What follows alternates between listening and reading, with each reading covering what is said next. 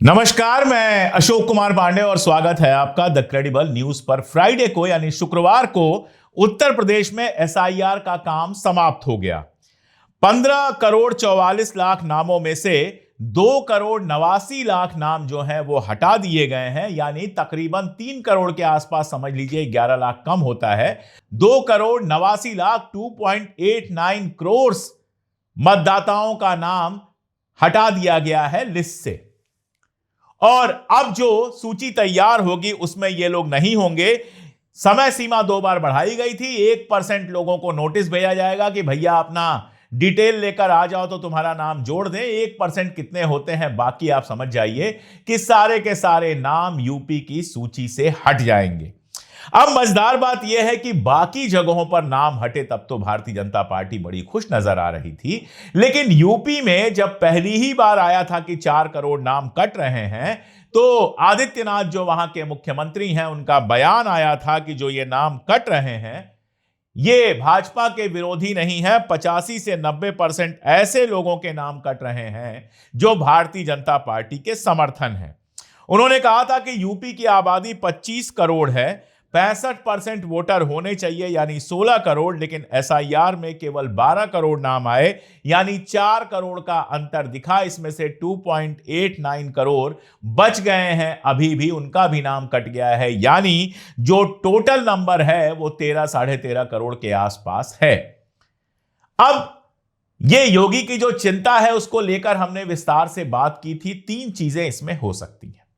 पहली चीज तो यह हो सकती है कि फॉल्स फ्लैग किया गया हो, असल में नाम तो विरोधियों का काटा गया हो, लेकिन विरोधी हल्ला मचाए इससे पहले ही आकर कह दिया जाए कि हमारे ही नाम कट गए, यानी लोगों को यह लगे कि देखो बीजेपी के वोटर्स के नाम कट गए और विपक्ष शोर ना मचा पाए। यह पहला कारण हो सकता है।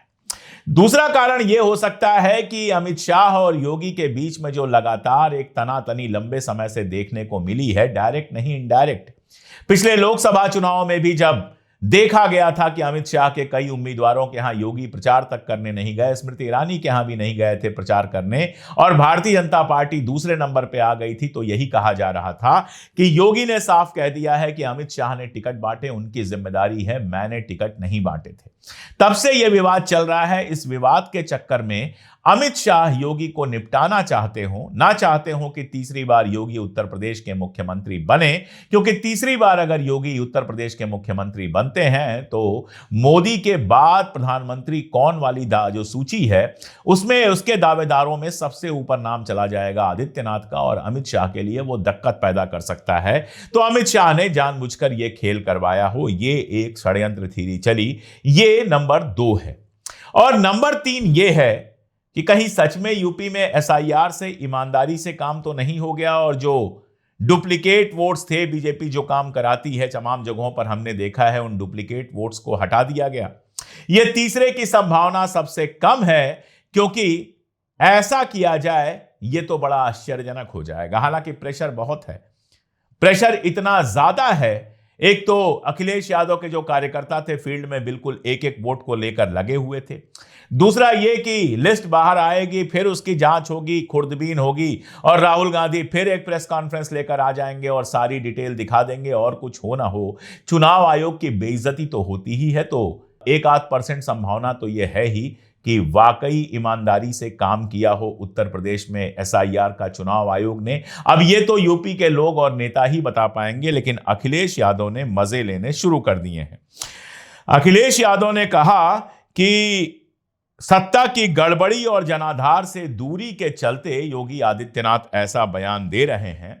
अगर योगी आदित्यनाथ की बात सही है तो हर सीट पर 84,000 भाजपा के वोट कम हो गए हैं, और इसका संदेश यह है कि पीडीए, जिसको वो पीडीए कहते हैं, पिछड़ा दलित अल्पसंख्यक, इसकी संभावनाएं मजबूत और बीजेपी के लिए खतरे की घंटी हैं। यह बयान न केवल चुनावी रणनीति की झलक देता है, बल्कि वोटर लिस्ट सत्यापन प्रक्रिया को लेकर विपक्ष का जो अविश्वास है उसकी भी स्पष्ट झलक देता है। यानी एसआईआर का मामला यूपी में बेहद इंटरेस्टिंग हो चुका है। अब देखिए, इनमें से 9% लोगों को, मैं 1% बोल गया था, लेकिन 9% लोगों को नोटिस भेजे जाएंगे, जो तकरीबन 1.11 करोड़ के बराबर हैं। यानी 2.89 करोड़ के नाम हटाए गए हैं, इसमें से 1.11 करोड़ लोगों को नोटिस भेजे जाएंगे। ये लोगों के घर पे भेजे जाएंगे और मतदाता जो हैं उनको मतदाता होने के प्रमाण के रूप में आयोग के सामने दस्तावेज पेश करने होंगे। अगर आप यूपी में हैं और एसआईआर से आपका नाम हटा दिया गया है, लेकिन आपको लगता है कि आपका नाम होना चाहिए और आपके पास नोटिस पहुंचती है, तो जल्दी से जल्दी अपने जितने दस्तावेज हैं वो लेकर चुनाव आयोग के दफ्तर में या अपने यहां जो लोकल बीएलओ है उससे संपर्क कीजिए, ताकि आपका नाम जोड़ा जा सके। मेरे सवाल तो बिल्कुल अलग है। मेरा सवाल तो वही है जो बहुत सारे लोग पूछ रहे हैं कि एसआईआर की ऐसी जल्दबाजी क्या थी। दूसरा मेरा सवाल है कि क्या अखिल भारतीय स्तर पर एसआईआर कराने का मैंडेट चुनाव आयोग के पास है? क्योंकि यह सवाल सदन के अंदर भी पूछा गया है और कोर्ट में भी पूछा गया है। मनीष तिवारी ने यह सवाल पूछा था सदन के अंदर और अभिषेक मनु सिंघवी ने यह सवाल पूछा था कोर्ट के अंदर।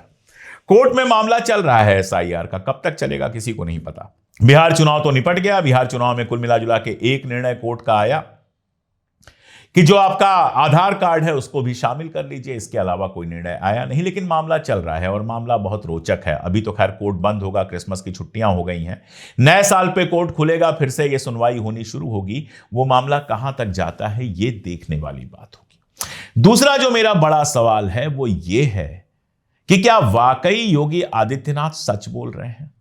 क्या यह संभव है कि चुनाव आयोग भारतीय जनता पार्टी के मतदाताओं का नाम इतने बड़े पैमाने पर काट दे? यह एक ऐसा सवाल है जिसका जवाब कोई नहीं है, लेकिन जो लॉजिक दिया था आदित्यनाथ जी ने वो लॉजिक गलत नहीं है। वो कह रहे हैं 25 करोड़ की आबादी है। यह आबादी तो सरकारी आबादी है, कोई मैंने आपने तो जोड़ी नहीं है। तो यूपी की आबादी 25 करोड़ है। अब माना जाता है कि आबादी का 65% से लेकर 60% के बीच में वोटर होना चाहिए। मान लीजिए एक घर है जिसमें 5 लोग हैं, तो मान लिया जाता है 3 बड़े होंगे वोट देने लायक और 2 बच्चे होंगे। तो 60% के आसपास, 65% के आसपास वोटर होने चाहिए। तो अब अगर 25 करोड़ का 65% आप निकालते हैं तो यह 16 करोड़ आता है। लेकिन एसआईआर केवल 12 करोड़ नाम दे रहा है। तो सवाल यह है कि अगर 25 में से 12 करोड़ आए, यानी 50% से भी कम आए, तो यह कैसे संभव है?